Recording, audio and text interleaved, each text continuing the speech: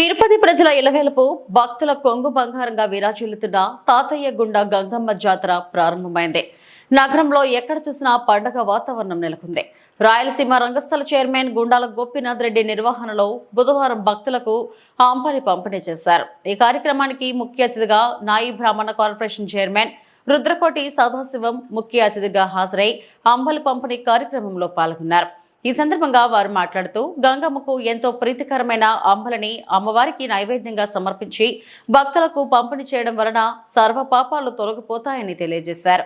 ఈ కార్యక్రమంలో రాయలసీమ రంగస్థలం chairman Gundala Gopinath Reddy, KN రాజా, హనుమంతరావు, సుబ్రహ్మణ్యం రెడ్డి తదితరులు పాల్గొన్నారు.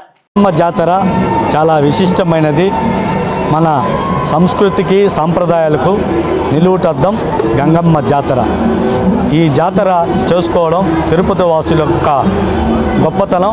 అంతే తిరుపతిలోనే భక్తులు కాకుండా రాష్ట్రం నలుమూల నుంచి, తమిళనాడు, కర్ణాటక రాష్ట్రం నలుమూల నుంచి కూడా తాతయ్యగుంట గంగమ్మను దర్శనం చేసుకుంటారు.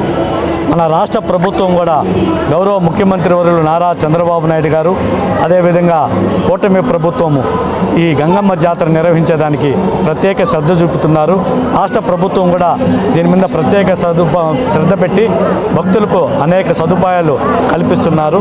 దాంట్లో భాగంగా ఈరోజు జాతర రెండో రోజు భాగంగా ఈరోజు మన గుండాల గోపీనాథ్ రెడ్డి గారు, రుద్రకోటి సదాశివం, ఇక్కడుండే భక్తులందరూ కలిసి కూడా జాతరకు వచ్చే భక్తులందరూ కూడా ఈ వేసవి వాతావరణంలో చల్లటి అంబిలిచ్చి గంగమ్మ ఆశీస్సులు ఉండాలని ఈ సందర్భంగా తెలియజేస్తున్నాం.